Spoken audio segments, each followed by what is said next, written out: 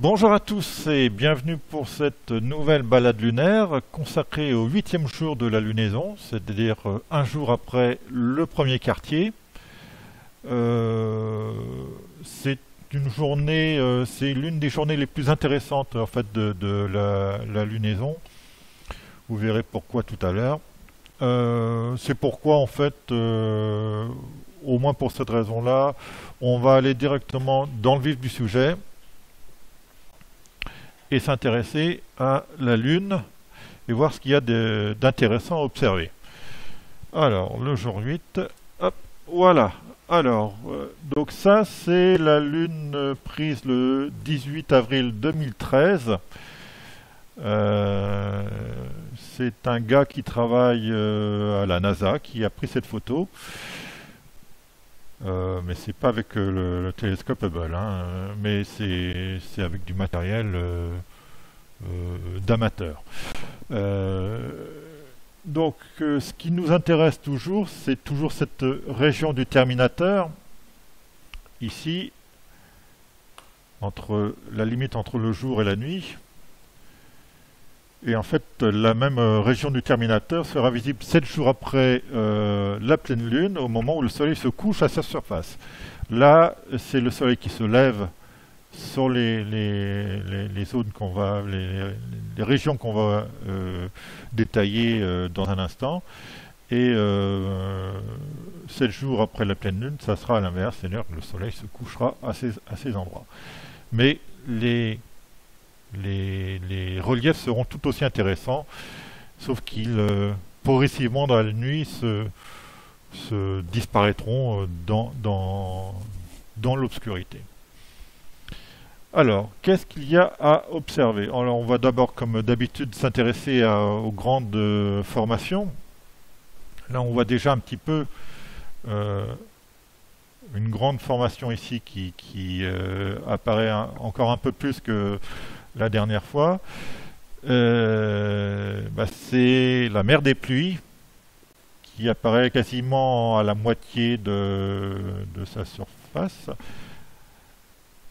Alors, hop, c'est donc la mer des pluies bordée à l'est par les monts Apennins, qu'on avait vu la dernière fois, et qui continue à se dévoiler. Alors, la mer des pluies, Mare Imbrium. Alors là, évidemment, on a tout l'ensemble. Et ce qui nous intéresse aujourd'hui, ça va en fait de ce cratère-là, grosso modo, ça va comme ça, quoi.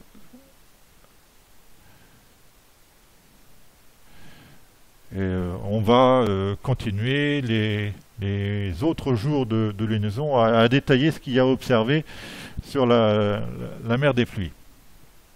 C'est la seconde mer lunaire en superficie. La première, c'est un océan, c'est l'océan des tempêtes, dont on parlera dans quelques séances.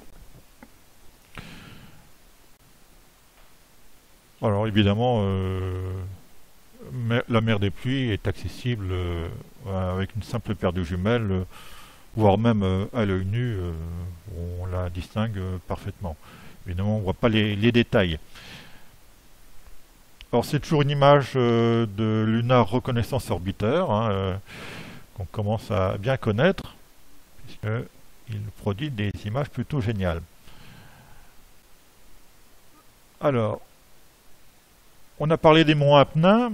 On en a déjà parlé la dernière fois. Là, les monts Apennins, on les a en entier. On n'a peut-être pas Eratosthène ici, mais voilà, on a toute la chaîne qui nous apparaît, avec quelques failles aussi ici. J'ai pas noté les noms, mais après c'est pas très difficile à retrouver avec le logiciel Atlas virtuel de la Lune. Alors, ça fait 953 km de long, 100 km de large et les plus hauts sommets sont à 5400 mètres. Pardon? Plus haut que le Mont Blanc. Après, je ne sais pas comment ça marche. Nous, c'est par rapport à la surface de la mer. On a aussi des fosses sous-marines qui sont donc là 5400 mètres. Bon. 30 degrés, ça monte à... Oui, oui, c'est pas... Ouais, ouais. Si on part d'ici, en fait, là, ça monte tout doux, quoi. Ouais. Mais en fait, on voit bien les Apennins, tout ça, toute cette bordure de la mer des pluies, c'est quand même signe qu'il y a eu sans doute un méga impact qui, voilà, qui a créé ces monts-là. Alors, autre grande formation qu'on va commencer à découvrir, c'est la mer des Nuées, avec son joyau, le mur droit. Ah, là, je présente directement en fait le, le clou du spectacle en fait de ce jour numéro 8. Alors, la mer des Nuées, c'est vraiment le début de la mer des Nuées, la rive est. Allez, c'est parti. Alors, la mer des Nuées, c'est une région en forme allongée de 254 000 km². Ça paraît beaucoup, mais si. Je me demande s'il n'y a pas une... Ouais, peut-être. Donc c'est à observer toujours un jour après le premier quartier. Et c'est surtout en fait cette partie est qui va nous intéresser. Et vous avez peut-être déjà remarqué ce qui va attirer l'œil très rapidement. Allez, on passe tout de suite au bijou.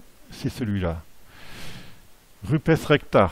C'est le mur droit. C'est vraiment la vedette de ce jour numéro 8. C'est une impressionnante dénivellation rectiligne sur la rive est. Ça relie Tébit D au nord, donc c'est ce petit cratère-là, jusqu'à un petit massif montagneux au sud. Et là, on a Tébit D, mais là, on a le grand Tébit. Tébit, ça vient d'un astronome arabe, je crois. Il faudrait que je retrouve, mais j'ai pas noté dans les cratères remarquables. Alors, c'est une pente inclinée à 7 degrés seulement. Ça fait 110 km de long et 300 mètres de haut. J'ai pas dit. Alors ça, c'est visible. J'ai pas dit avec quel instrument on peut observer ça. Dans une petite lunette, un télescope, c'est accessible. Et c'est assez impressionnant à observer en fait. Mais on aura l'occasion, parce que je crois que c'est quelque chose qu'on aime bien aussi, on aura l'occasion à la fin de la séance d'aller faire du RASMOT sur la Lune avec les images de LRO et on ira faire un tour sur le mur droit. Alors, les cratères du jour. Alors, on a Platon. Alors là, je mets les noms en latin. C'est les noms qu'on va retrouver dans le logiciel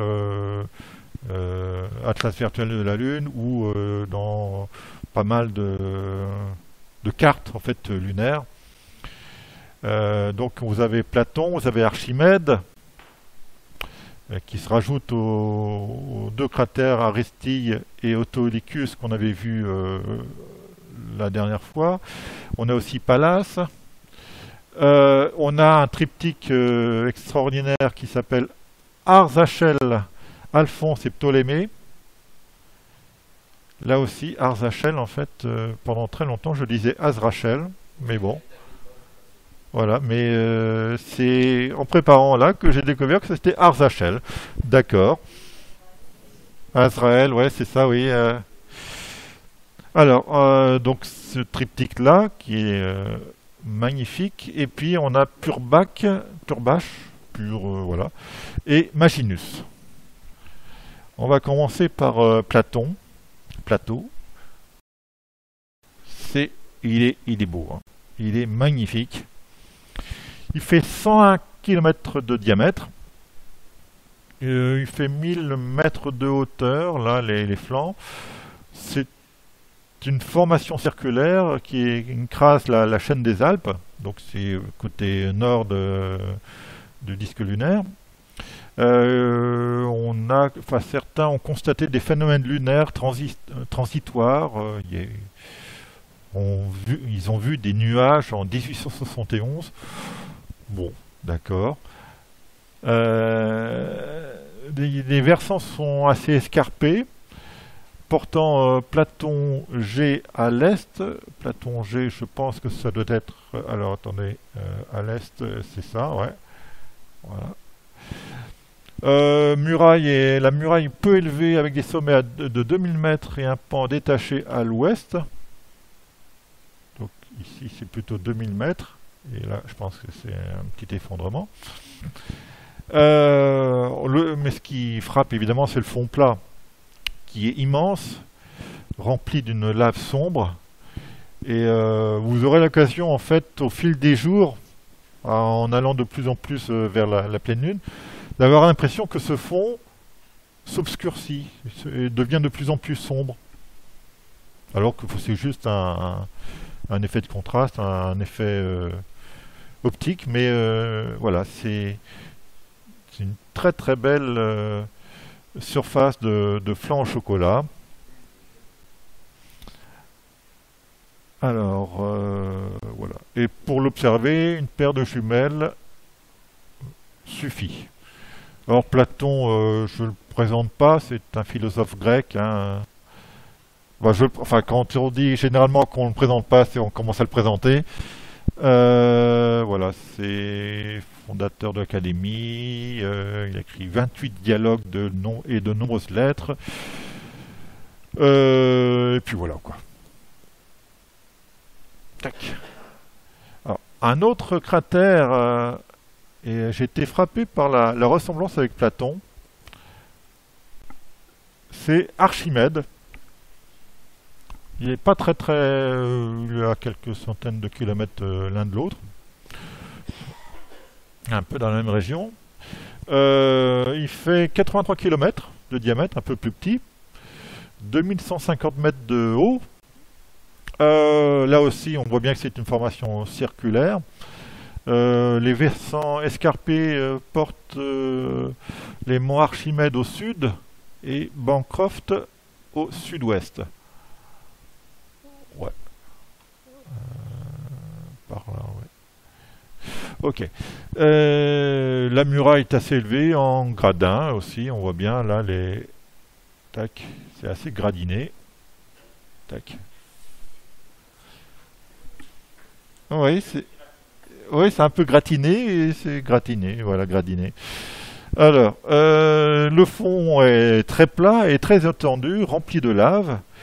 Il y a à sa surface, un peu comme Platon, des craterlets. Et puis bon, Archimède, je le présente pas, mais je le présente quand même. Euh, c'est un mathématicien et physicien grec du IIIe siècle avant Jésus-Christ.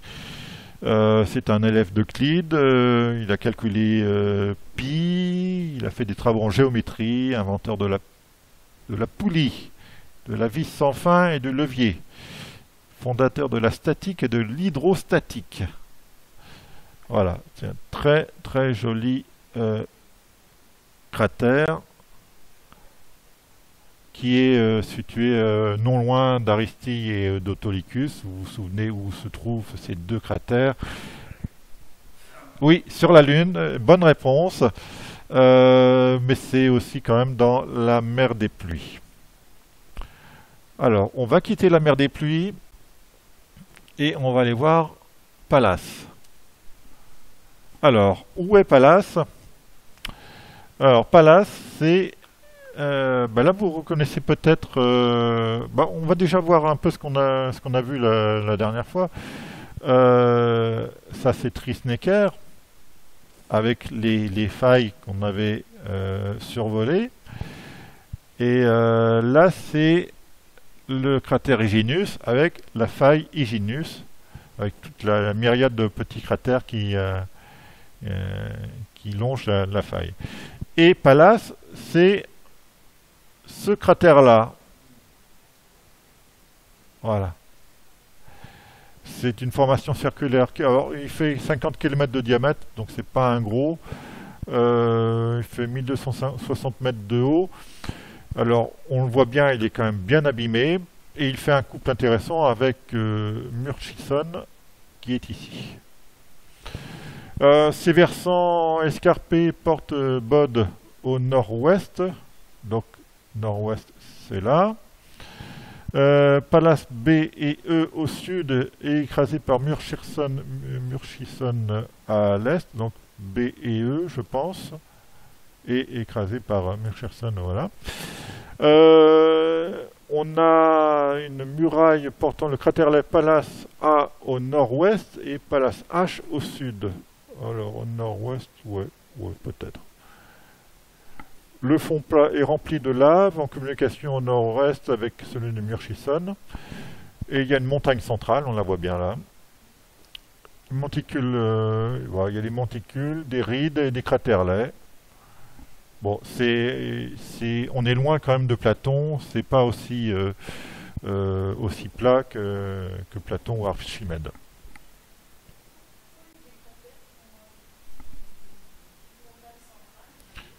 Pourquoi il y a certains cratères ont une montagne centrale et pas d'autres? T'as déjà vu... ah oui, après c'est vrai, pourquoi pas les autres? Bah si, parce que je pense que là c'est vraiment typiquement un cratère d'impact. Donc quand tu vois une goutte d'eau sur la surface de la mer ou d'une mare et tout ça, ça fait un petit pic central. Ça, d'accord. Après, Platon ou Archimède, je pense que c'est de la lave qui a recouvert après peut-être le-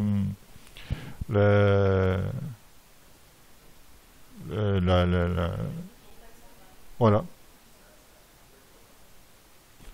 Ou alors c'est peut-être aussi la- l'angle d'impact qui est peut-être différent aussi, je ne sais pas.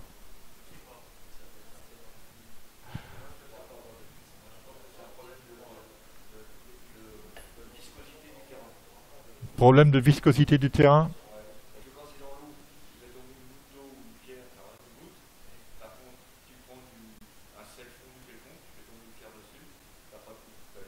Ouais.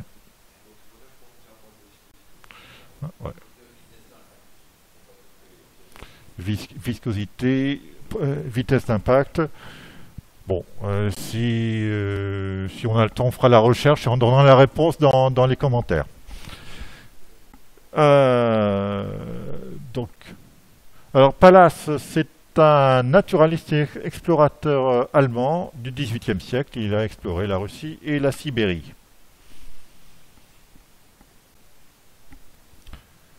Et on va s'attaquer maintenant au triptyque.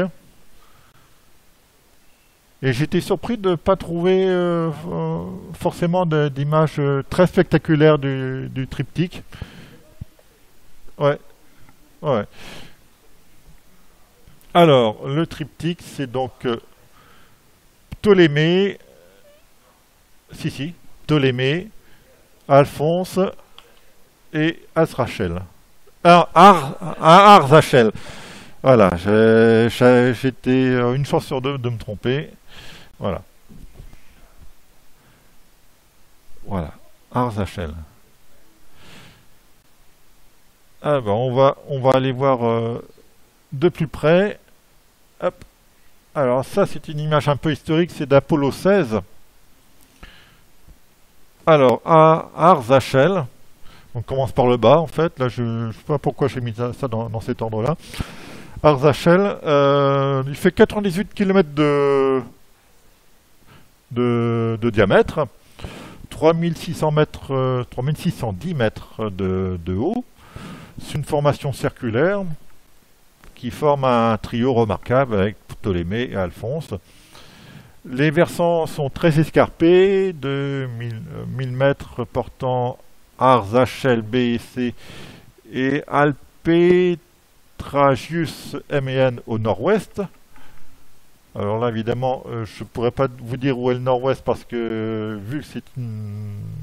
On ne sait pas trop, là, je ne sais pas où est le nord, le sud, l'est, l'ouest. Voilà.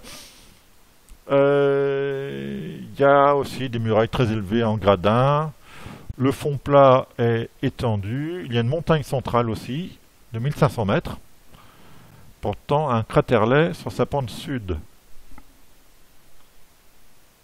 Ah, c'est peut-être le sud ici. Ouais.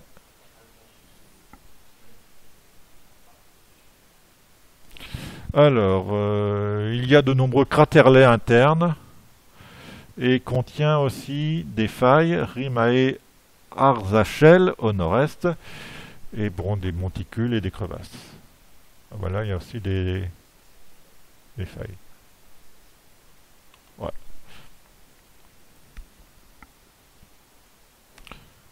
Ah, tiens, oui. Donc pour l'observer, une lunette de 50 mm suffit. Alphonse. Alors, il fait 118 km de diamètre. Il a une hauteur de 2730 mètres en moyenne. Là aussi, donc, formation circulaire, formant un trio remarquable avec Ptolémée et Arzachel, on va le savoir, ça. Plusieurs phénomènes transitoires ont été observés, dont un spectre d'émissions gazeuses obtenu par Kozyrev en novembre 58. Je ne pourrais pas vous en dire plus. Alors, il y a des versants escarpés, criblés de craterlets et tourmentés. Ouais, c'est pas mal. Une muraille élevée en gradin. Le fond plat au nord est tourmenté au sud, avec des taches noires. Il y a une montagne centrale. Il y a des craterlets et des monticules. Contient aussi la Rimae Alphonsus, donc une faille. Là, on la voit. Ouais, ce réseau de failles, on voit ici. Voilà. Là, l'instrument minimal, c'est une lunette de 50 mm. Je m'aperçois que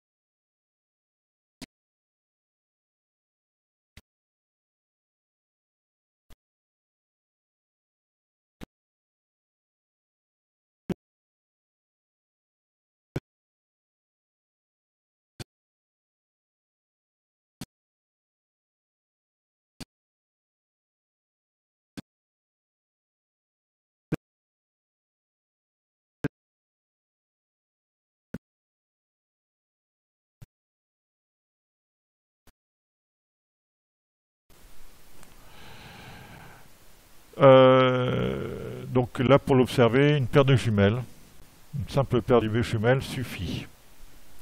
À 154 km de diamètre, il n'y a pas de problème.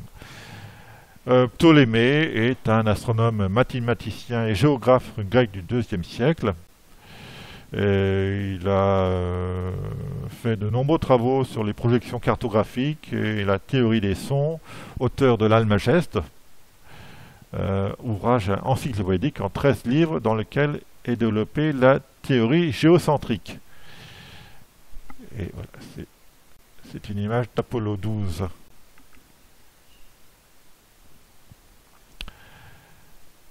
Hop. Purbach. Georges von Purbach, autrichien. Bach. Purbach, on va dire. Alors, c'est... Ben voilà, c'est marqué dessus de toute façon. Hein. Cette fois-ci, c'est ce cratère-là. Il fait 118 km de diamètre, 2400 mètres de haut. Ouais, c'est vrai que ça fait un peu écrasé. Là, on dirait pas qu'il y a de la profondeur. C'est donc formation circulaire abîmée. Les versants sont assez escarpés, surtout à l'ouest, portant la caille au nord-est. Ah oui, la caille, d'accord. La caille est ici. Et escarpé au nord-est. Tébit au nord-ouest, qu'on n'a pas sur la photo. Non. Non, on l'a pas sur la photo. Donc on n'est pas très loin de mur droit. Je suis où? Oui, voilà. De multiples craterlets à l'ouest, dont une chaîne au sud-ouest, et écrasant Regiomontanus au sud. Regiomontanus est là. Voilà. Le fond plat porte Purbach A et le cratère fantôme Purbach W au centre. Ah oui, oui, là il y a des cratères fantômes ici. Voilà, puis après il y a de nombreux craterlets et monticules comme d'habitude. Donc là il faut une petite lunette de 50 mm pour l'observer. Et Georges von Purbach est un astronome autrichien du XVe siècle.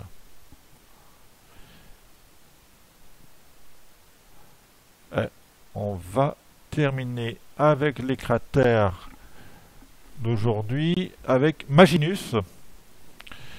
C'est un beau bébé de 164 km de diamètre qui fait 4000 mètres de haut.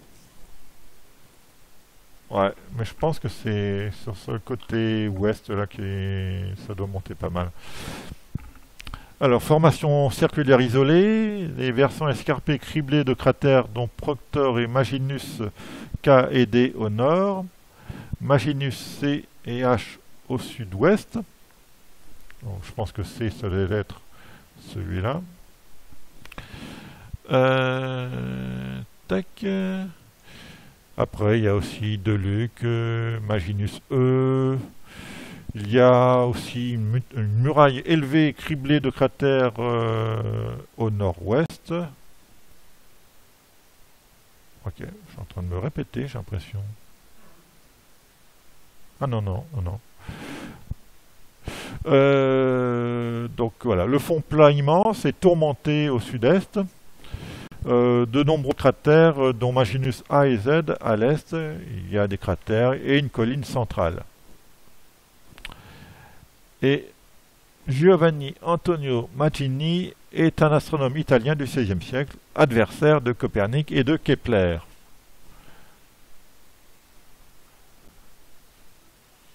Alors, tous ces cratères, où est-ce qu'ils sont?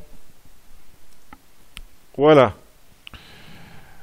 Donc là, on retrouve la mer des pluies, donc Platon à surveiller, voir enfin, l'assombrissement du cratère au fil des jours, hein, au fil du moment où on se rapproche de la pleine lune.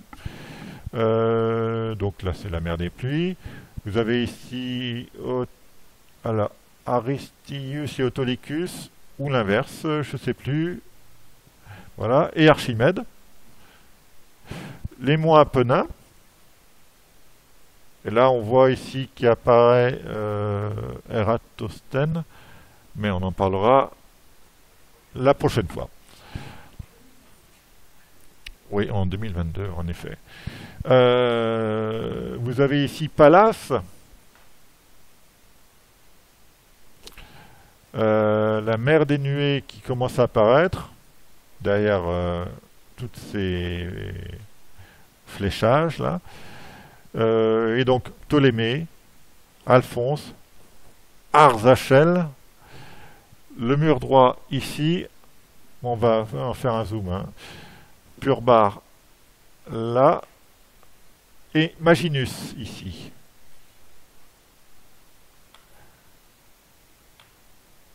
Et on découvrira la prochaine fois un gros cratère, pas très loin de là. Mais je vous en dis pas plus. Sur la face cachée, oui, en effet. C'est là où il y a le plus de cratères. C'est un petit peu notre bouclier, en fait.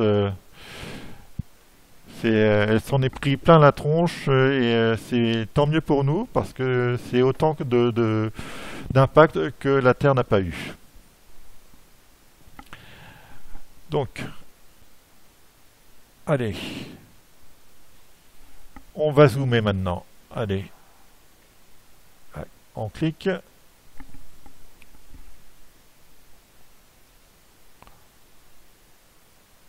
Paf, non, c'est ça. C'est F11 qu'il faut faire. Hop, voilà. Alors, on va commencer par... on va commencer par quoi? Plateau? Ouais, Platon, en effet. P-L-A-T-O. Hop, on y va. Oh. Voilà. Là, on est à 59 mètres par pixel. Il y a encore de la marge, donc on va se rapprocher. Pardon? On zoome au milieu. Allez, on zoome au milieu.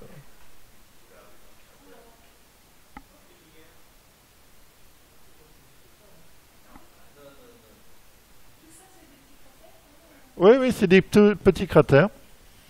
Là, on est à 50 cm par pixel. Donc chaque pixel, c'est 50 cm. Donc c'est des cratères qui font plusieurs mètres, voire plusieurs dizaines de mètres. Hein. Là, ce qu'on voit.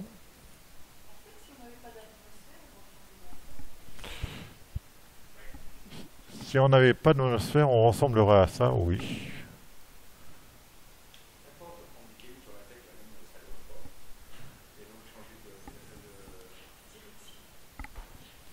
Je ne sais plus combien de tonnes la Terre prend de poussière venant du sol par an.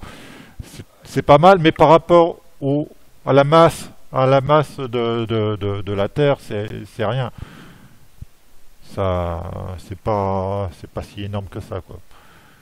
Ça fait beaucoup pour nous, mais ça fait pas beaucoup pour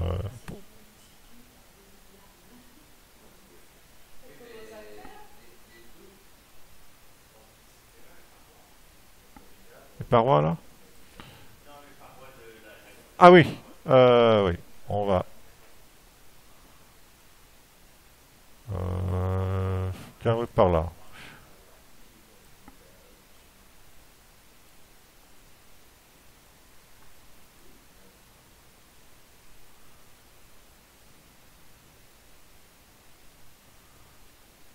Ah, et encore, vous voyez, on voit comme la dernière fois les traces ici. Vous voyez ici, c'est des traces de limaces, on pourrait dire. Hein. Voilà. Voilà. Et là aussi, vous voyez, petite trace, grande trace. Mais c'est curieux, ça fait des pointillés. Ouais, peut-être. Ouais.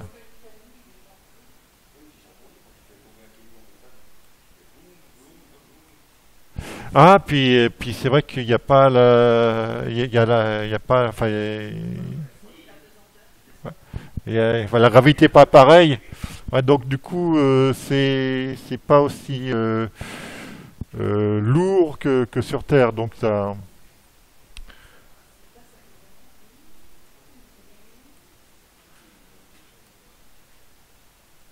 c'est vraiment sympa à observer ces petites. Voilà, encore un là.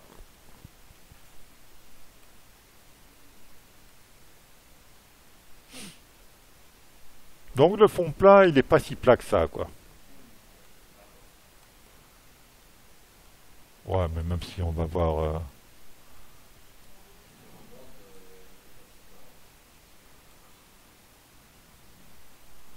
Tac. Donc là, c'est Platon.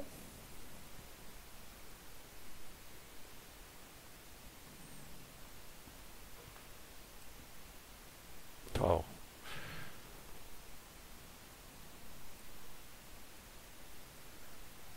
Avec les multiples passages de la sonde, ce qui donne parfois des différences d'éclairage aussi, hein, en fonction du moment où les photos ont été prises.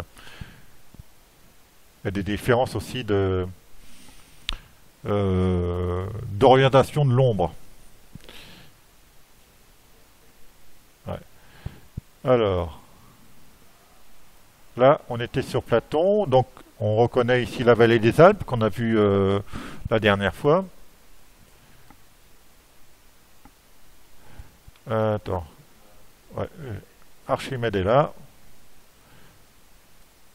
mais je vais juste essayer de me souvenir où est Autolycus.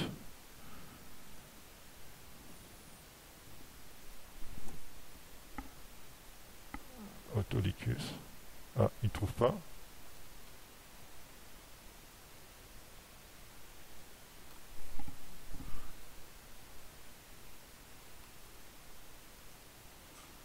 Ouais, donc c'est le petit, voilà. Autolycus et Aristius. Ok. Et donc Archimède, qui est un peu sur le même modèle que Platon, hein.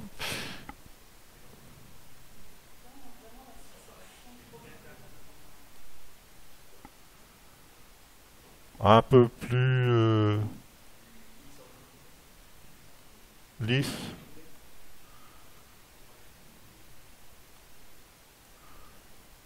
Oh là,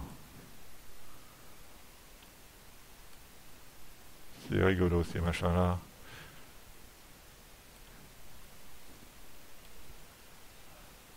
Tac.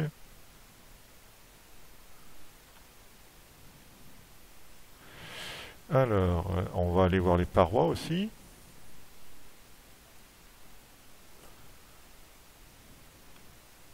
Ah, il y a quelques petites vaguelettes, on va dire.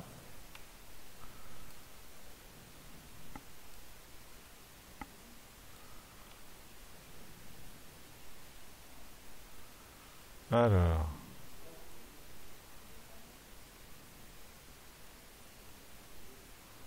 là c'est un peu cramé. On doit bien trouver des cailloux qui ont laissé quelques traces.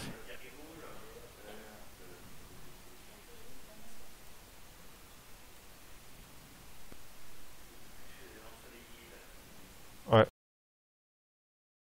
De trouver un endroit un peu moins ensoleillé. Hop là. Alors,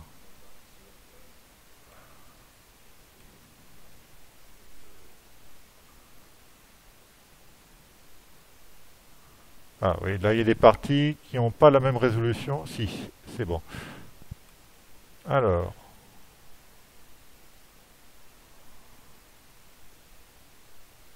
ah,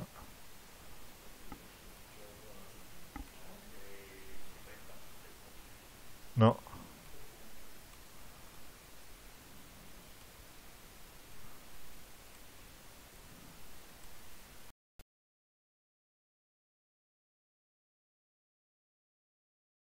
Voilà, l'enregistrement est reparti.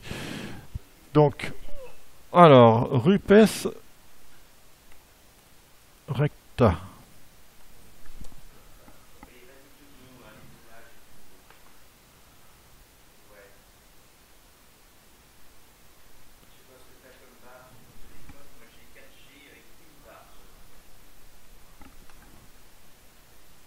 Oh, j'ai du réseau.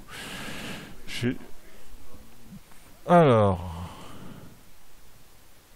4G+, 4 barres sur 5. Ça devrait aller. Bon, attends, hein, on va y aller à la main, hein, on connaît un peu l'endroit. Voilà.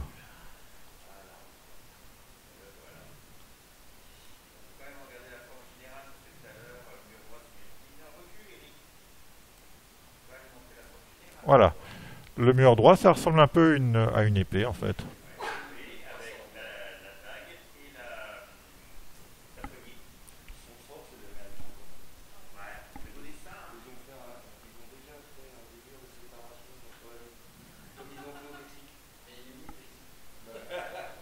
Alors, allez, on se rapproche. Alors là, vous voyez, les différences d'éclairage,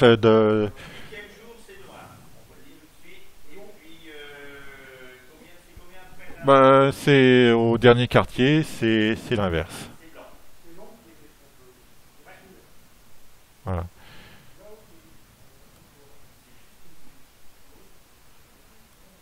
Ouais, une butte de 300 mètres de haut, une pente à 7%.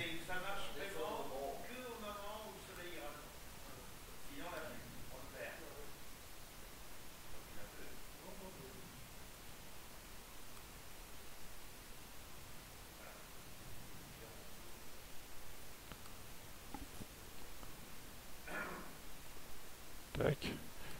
Et on continue. Et voilà. Là, on change d'orientation du soleil. Et c'est tout de suite moins impressionnant. C'est moins.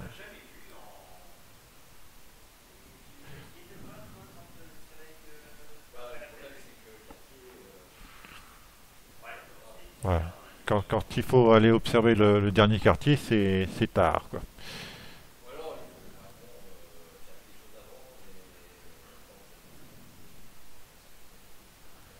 Ah, ouais, voilà. Il y a des endroits où la résolution.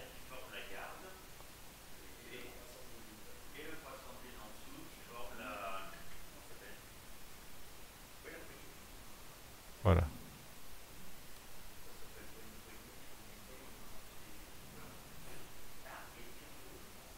Alors, est-ce qu'il y a des pierres qui roulent?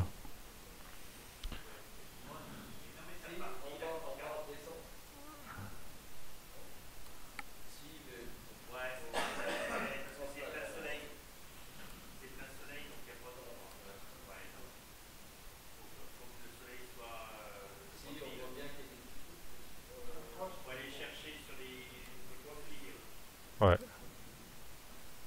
Là, on va pas trop demander parce que. Ouais. Voilà. Non, on va pas trop solliciter l'ordi.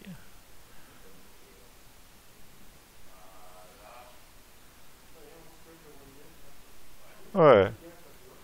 Et puis après, vous avez toujours la possibilité d'aller vous amuser chez vous à observer et aller sur le site.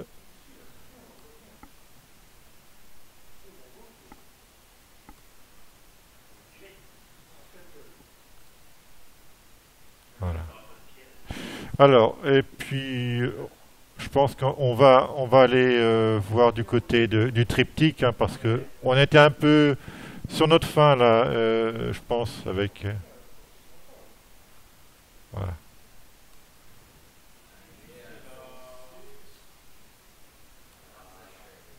Alors, voilà. Voilà.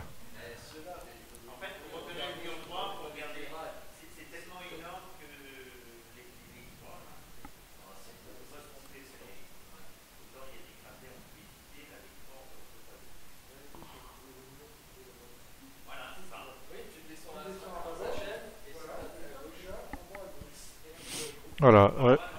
Quand on a le triptyque, oui, il est pas difficile après d'aller voir le mur droit, s'il est visible.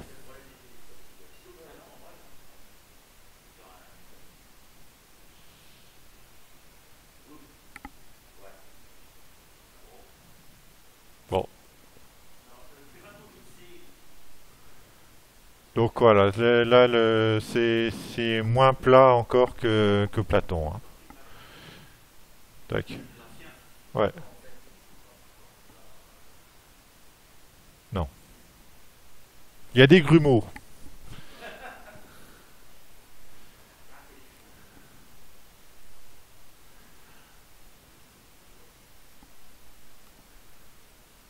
Alors,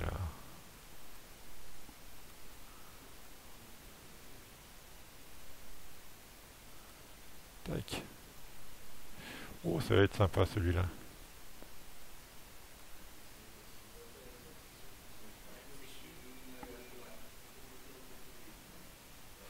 Ah, puis voilà, oui, non, il y a un souci, il y a des problèmes des zones qui n'ont pas la bonne résolution. Bon, en haut,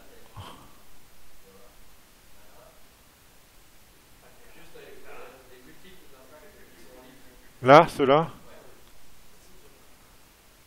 Alors,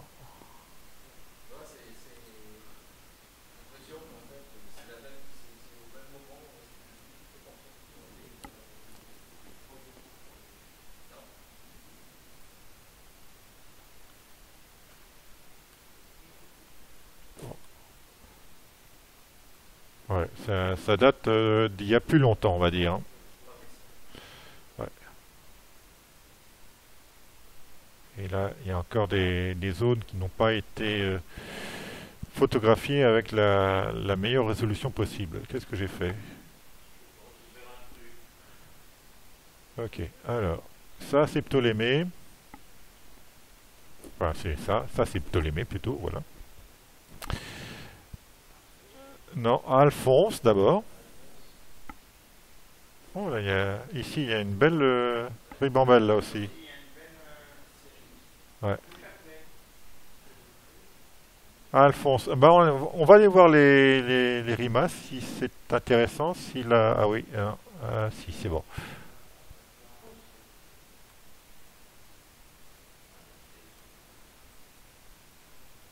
C'est, j'allais dire, c'est plus érodé. C'est difficile de dire parce que il n'y a pas vraiment d'érosion sur la Lune, mais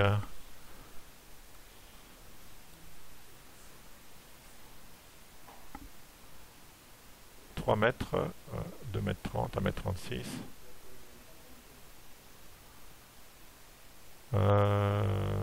Ouais, tac. Ça n'a pas l'air super profond, hein.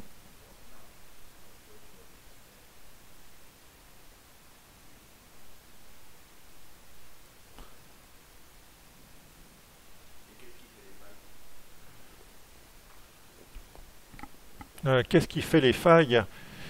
Euh,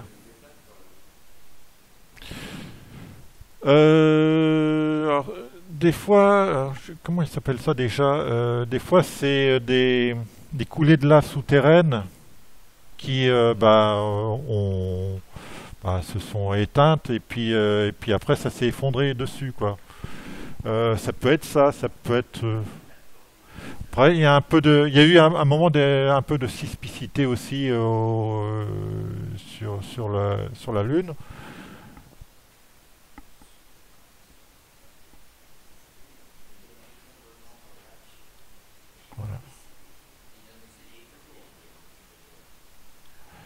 Ça, c'est le pic central.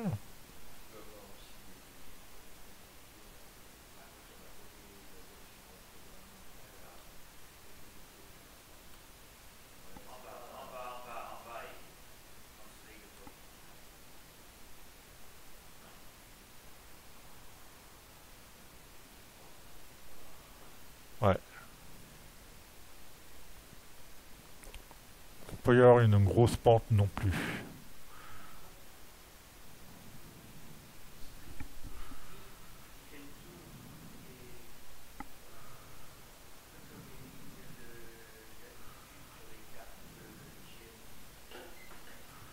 D'accord.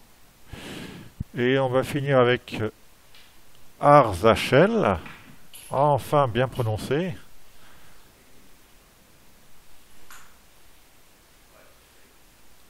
Allez.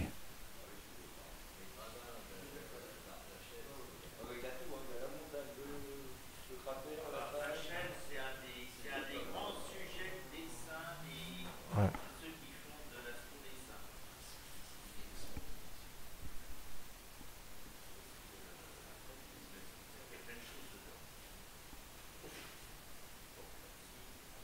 Voilà, il y a des grosses différences d'éclairage, hein.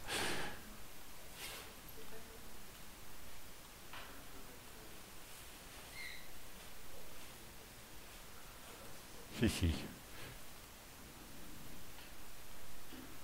Mais je vais pas trop le solliciter non plus. Qu'est-ce que j'ai fait?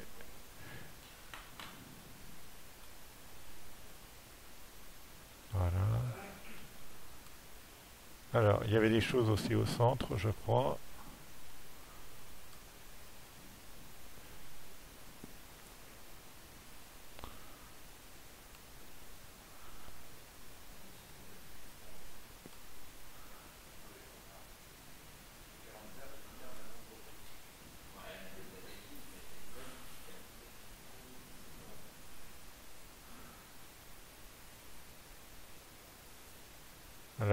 Là c'est un bel éclairage en fait. C'est pas trop flashy. Oh, là on voit des petits cailloux. Oh, salut. Ah, c'est magnifique là. C'est pas les alignements de Karnak. Ouais. Ah, c'est très sympa.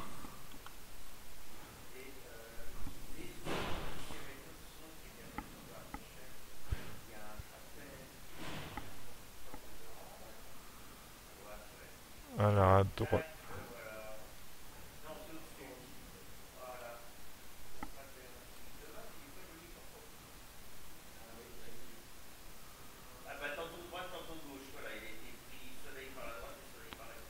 Allez.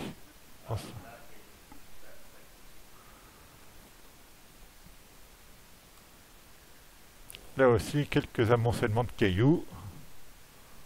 Ah, bah voilà, des petites traces là. On les retrouve enfin. Là, il y en a une.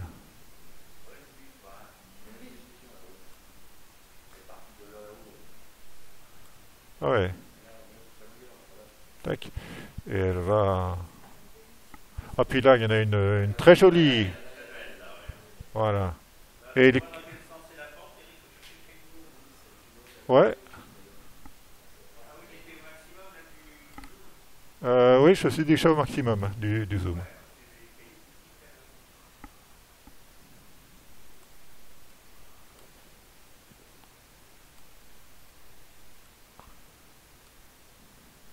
Ah, puis il y a des vagues encore là, des plateaux. Allez,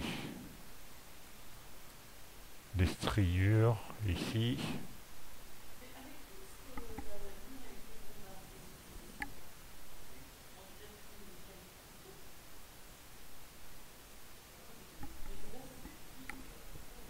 Ah, bah il y a des cailloux partout là. Il y a des cailloux partout.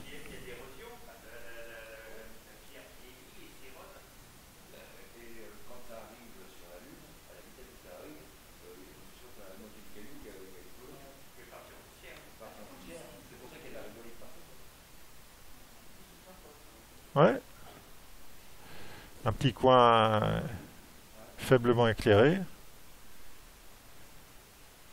Allez.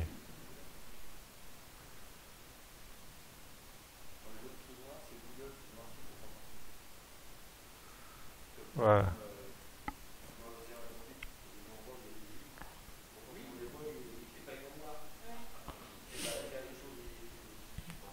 Donc, Arzachel. Bah voilà, je crois qu'on a fait le tour de ce qui. Après, on peut aller voir encore plus bas. Non, le palace, on l'a fait déjà.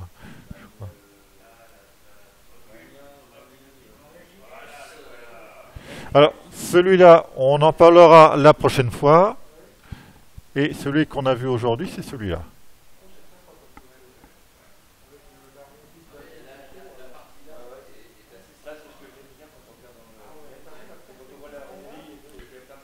Là, voilà, là, il y a de quoi, il y a de quoi s'amuser, à passer beaucoup de temps à observer les cratères dans cette région.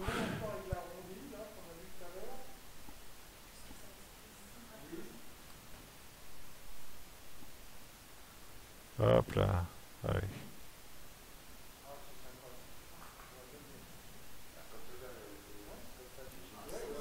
Là, il y a de quoi, il y a de quoi faire, hein.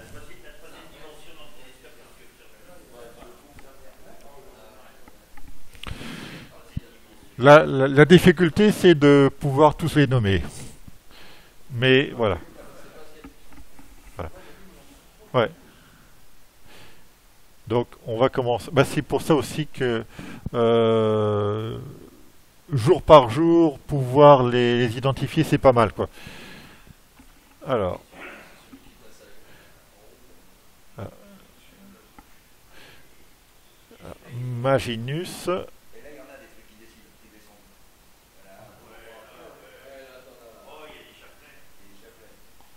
Qu'est-ce que c'est que ces trucs-là?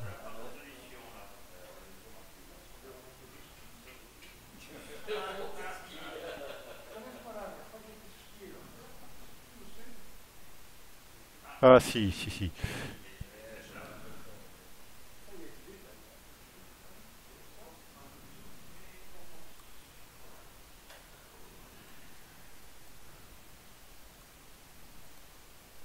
Non, mais ça c'est autre chose, c'est différent, c'est...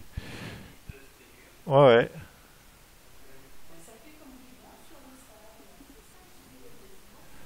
Ouais, ça fait... Oui, ça fait...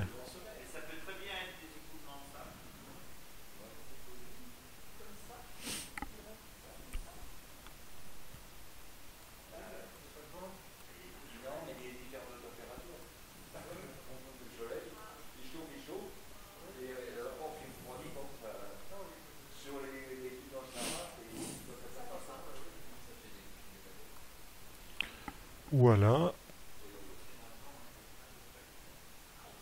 Oh.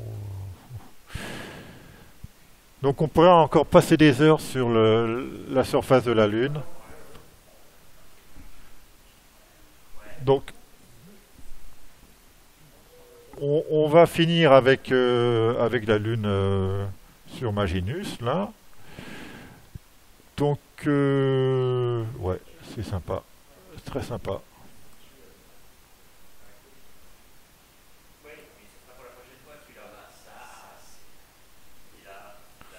Ouais, mais bon,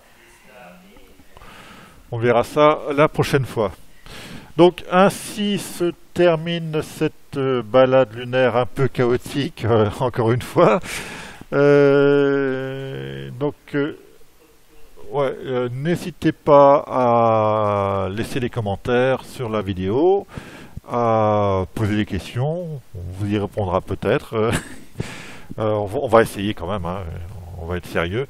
Et puis, soutenez-nous en mettant des petits pouces bleus si vous voulez bien. Et puis, à la prochaine fois pour le jour numéro 9.